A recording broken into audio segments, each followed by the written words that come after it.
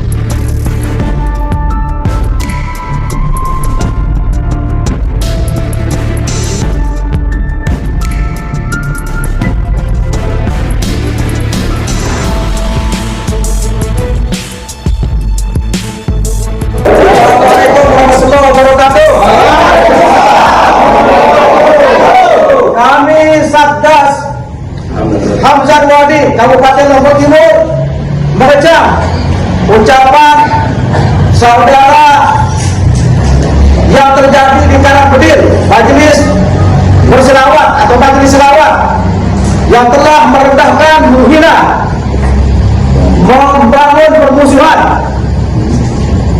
kebencian atas pimpinan kami, pengurus besar kami, pujaan kami, kecintaan kami. Oleh karena itu Kami Satgas Hamzah Wadi mengutuk, mengecam saudara siapa merendahkan guru kami. Kami akan tuntut saudara, kami akan datang ke rumah saudara. Kami akan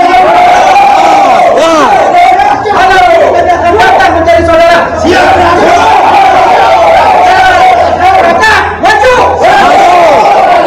Maju. Saya selaku Satgas Kota, mereka mau berangkat sini tapi saya tahan dulu biar saya coba klarifikasi.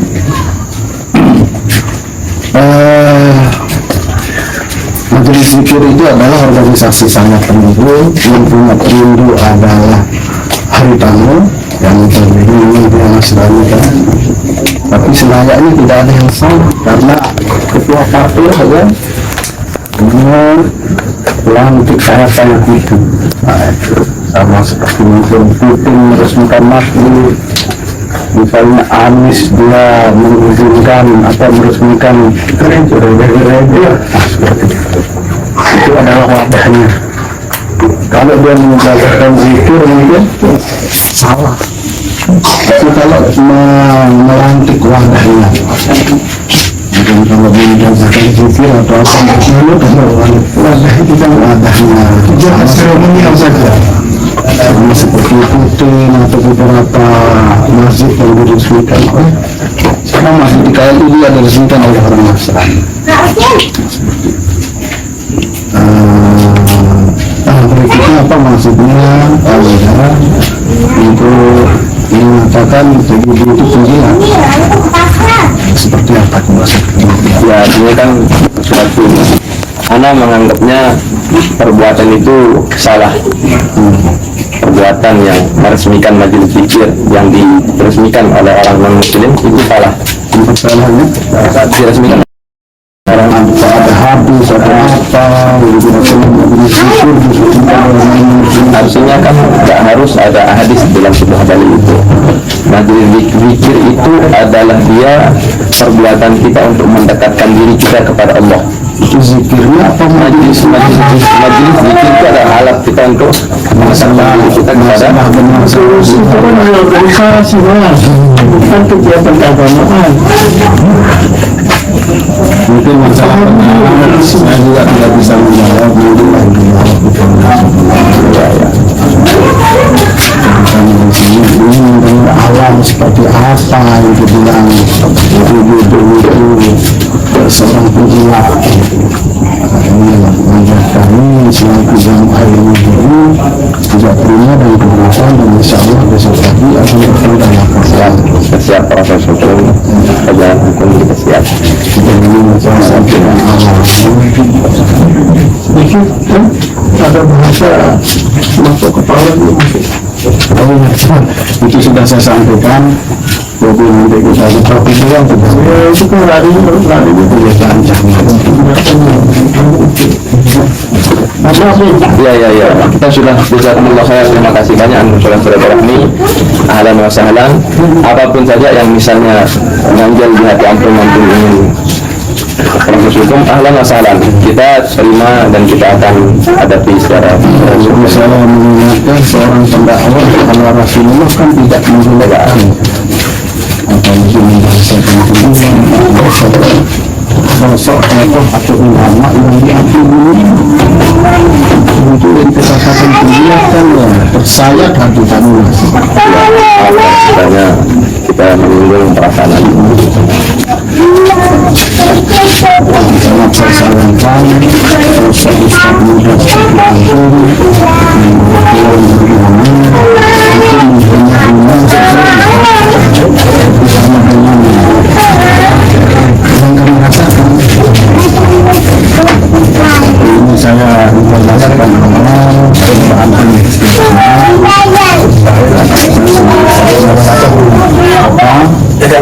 juga menginformasikan kepada saat yang lain. Jadi saya ingin dengar sekali lagi apa maksud Bapak untuk mengatakan PBB seorang penjilat? dan itu artinya penjilat itu adalah sikap yang membenarkan yang salah. Kan perspektif saya mengatakan resmian yang meresmikan majelis zikir oleh orang non-muslim itu salah, lalu dilakukan oleh tokoh yang kita sama-sama sangat menghormatinya, dia melakukan peresmian yang dia meresmikan hal yang salah, membenarkan hal yang salah. Ini adalah sebuah bentuk menjilat bagi saya. Sekali lagi saya tidak usah sama partai Perindo. Saya ingatkan bahwa majelis zikir itu adalah organisasi sayap dari partai, dan yang punya partai adalah Haritanu. Itu yang diresmikan adalah bukan dia mengijazakan zikir atau mengijazakan doa atau apa. Ya, nanti kita klarifikasi di belakang. Itu saja Ustaz. Yang jelas kami warga ini sangat keberatan dengan zakat ampun seperti itu. Dan saya langsung menghubungi teman-teman untuk bisa sabar dulu. Kami orang yang takutnya kami menunggu besok di Polda Polres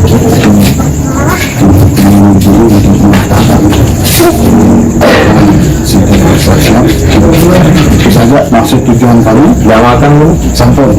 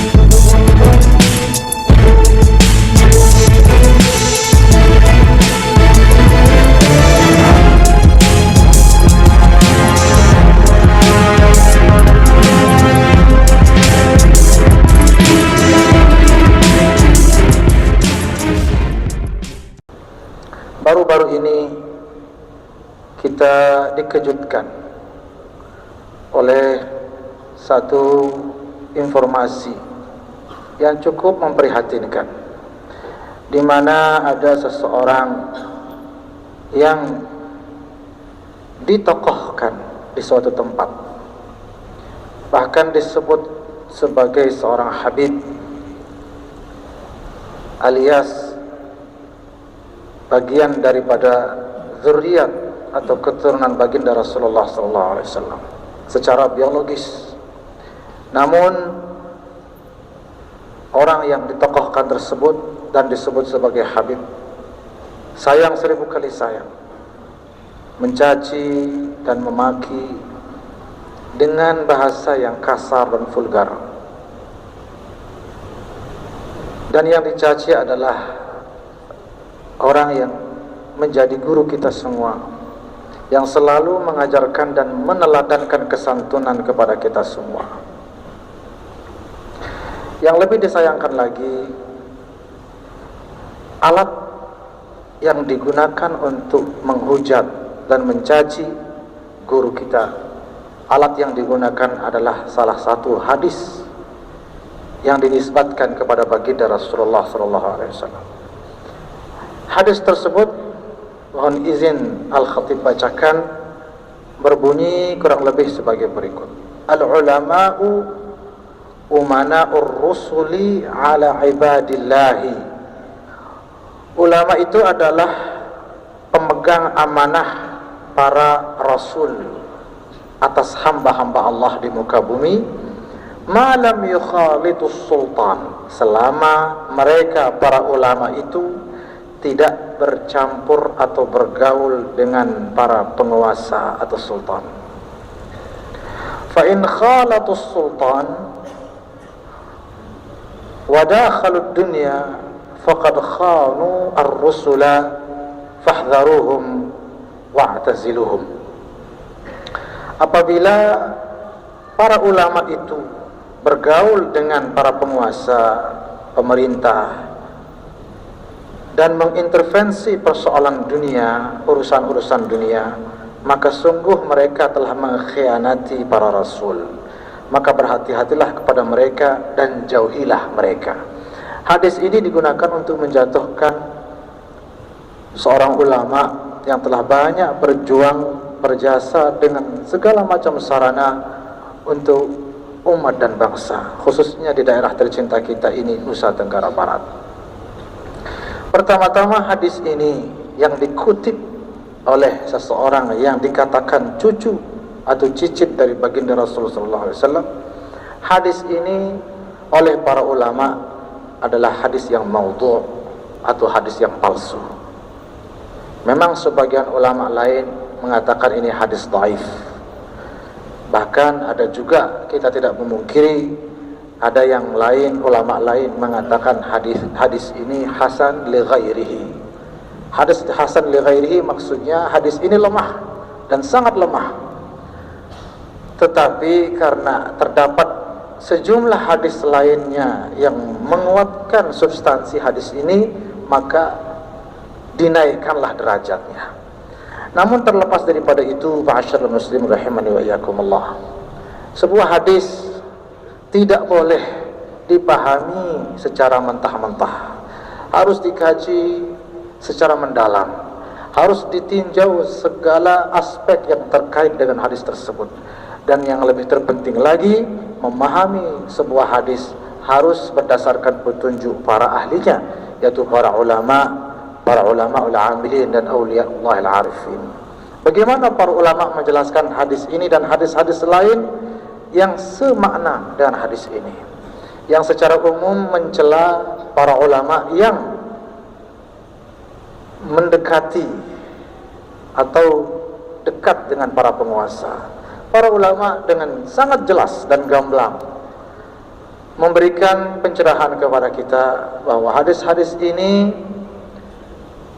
adalah menyasar mereka para ulama yang mengesampingkan tugas utamanya sebagai pencerah umat, lalu kemudian mendekati para penguasa dengan motif semata-mata mengejar kekuasaan dan glamoritas dunia.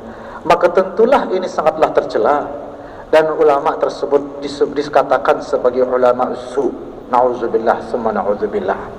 Akan tetapi apabila seorang ulama menjadikan politik sebagai salah satu dari sekian banyak sarana untuk memperluas perkhidmatan untuk umat dan bangsa dengan cara-cara yang tentunya diridhai oleh Allah Subhanahu wa taala, maka hal itu sangatlah mulia, dan itu dilakukan oleh banyak ulama-ulama kita dari masa ke masa.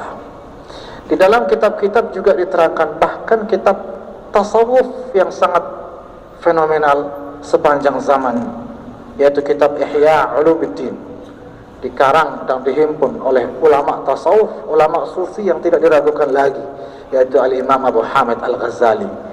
Beliau dalam kitab Ihya Ulumuddin juga mempertajam bahwa seorang ulama yang betul-betul mewarisi para nabi adalah mereka yang mengerti betul tentang hirasatuddin dan siyasatud dunia.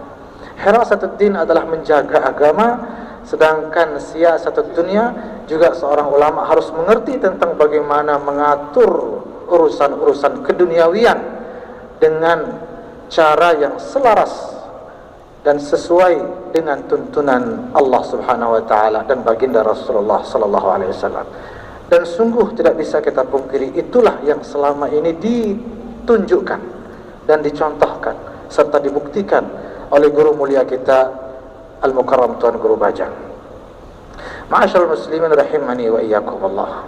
Sekali lagi, hadis maupun ayat, semua nas-nas suci harus dipahami dengan baik dan benar, tidak boleh dengan mentah-mentah. Satu hal lain yang harus menjadi perhatian kita semua, bahwa bukan karena seseorang itu merupakan keturunan dari baginda Rasul sallallahu alaihi wasallam lalu kemudian kita membenarkan segala ucapan dan perbuatannya. Kita memang ketika menghormati seseorang maka sangat normal, sangat manusiawi, bahkan lumrah dan wajar kita pun menghormati para keturunannya, anak-anaknya, cucu-cucunya dan seterusnya. Akan tetapi menghormati di sini tidak sampai kepada derajat mengkultuskan, sehingga apapun yang diucapkan dan diperbuat semuanya dibenarkan. Ma'asyiral muslimin rahimani wa iyyakumullah. Nabi kita adalah seorang insan yang maksum dan mulia, tetapi sadarilah bahwa keturunan-keturunan beliau tidaklah mewarisi kemaksuman tersebut. Sehingga jika mereka melakukan satu kesalahan maka wajar, karena mereka tidak maksum. Dan ketika mereka melakukan kesalahan bukan karena mereka keturunan Nabi lalu kita membenarkan dan membela, melainkan wajib hukumnya kita tegur dan nasihati serta tindak dengan adil dan tegas. Sebagaimana sabda Rasulullah sallallahu alaihi wasallam sendiri, "Lau anna Fatimah binta Muhammadin saraqat laqata'a Muhammadun yadaha." Apabila Fatimah binti Muhammad, Siti Fatimah alaihi salam radhiyallahu anha, putri kandung langsung baginda Rasul sallallahu alaihi wasallam, Nabi bersabda, apabila putriku itu yang bernama Fatimah yang sangat mulia itu mencuri, hasyalillah, maka aku akan memotong tangannya. Itu putri langsung. Andai kata wal'iyazubillah melakukan satu kesalahan, tidak boleh dibela, tidak boleh dibenarkan, melainkan harus ditindak dengan setegas-tegasnya. Itu putri Nabi. Bagaimana dengan keturunan cicit-cicit dan yang lebih jauh lagi? Memang kita sekali lagi memuliakan baginda Nabi dan nasab mulia tersebut, tapi sekali lagi tidak sampai kepada tidak sadar mengkultuskan. Nabi sendiri dalam sebuah hadis sahih, dan ini dikutip oleh guru kita yang mulia Syekh Hasan bin Muhammad Al-Mashab dalam kitab beliau Al-Arba'un Hadithan fil Amr bil Ma'ruf wan Nahy 'anil Munkar, yaitu sebuah sabda yang sahih. Nabi sallallahu alaihi wasallam mengatakan, khiyarun nasi fil jahiliyah khiyaruhum fil Islam idza faquhu. Orang-orang yang memiliki nasab mulia di masa jahiliyah, mereka tetaplah mulia. Guru kita yang mulia Syekh Hasan bin Muhammad Al-Mashab dalam kitab beliau Al-Arba'un Hadithan fil Amr bil Ma'ruf wan Nahy 'anil Munkar, yaitu sebuah sabda yang sahih. Nabi sallallahu alaihi wasallam mengatakan, khiyarun nasi fil jahiliyah khiyaruhum fil Islam idza faquhu. Orang-orang yang memiliki nasab mulia di masa jahiliyah, mereka tetaplah mulia setelah memeluk agama Islam, tetapi dengan syarat idza faquhu, apabila mereka mengerti agama dengan baik dan menjalankan ajaran agama dengan sebaik-baiknya. Artinya mereka yang memiliki nasab mulia, kemuliaan itu tetap melekat pada mereka dengan syarat, kata Nabi, idza faquhu, jika mereka menjalankan ajaran agama tuntunan kakek mereka dengan sebaik-baiknya. Artinya apabila mereka tidak mengerti ajaran kakek mereka dengan baik, apalagi justru melanggar akhlakul karimah dan cara berdakwah yang telah dicontohkan oleh kakek mereka, maka sungguh luntur kemuliaan dari diri mereka, dan haruslah sekali lagi ditindak dengan setegas-tegasnya dan seadil-adilnya. Semoga Allah Subhanahu wa taala melindungi kita semua dan juga menjaga guru-guru kita, para ulama, para habaib. Amin amin ya Allah ya rabbal alamin. Aqulu qawli hadza wa astaghfirullah li wa lakum wa lisa'il muslimin wal muslimat fastaghfiruh innahu huwal ghafurur rahim.